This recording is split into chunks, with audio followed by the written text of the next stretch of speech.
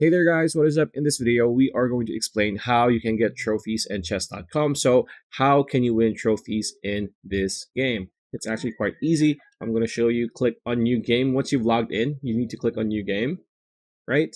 So to get the most trophies the fastest, you need to either play Blitz, which is by default the main game, or Rapid. So these are the two game modes that you can actually play and get trophies from. So when you win a game of Blitz and or Rapid, you get 3 trophies per win.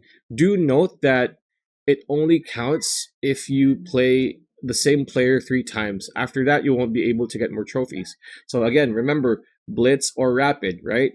And then when it comes to the type of chess mode, it's going to be either standard or chess 960. These are the two main game modes that you can actually get the most trophies the fastest. So again, just remember that. And by the way, again, 3 trophies per win, 1 trophy per draw. Remember that. So pretty much it. That's a video. Hope you liked it. Like, comment, share, subscribe, ring that bell icon. I'll see you on the next video.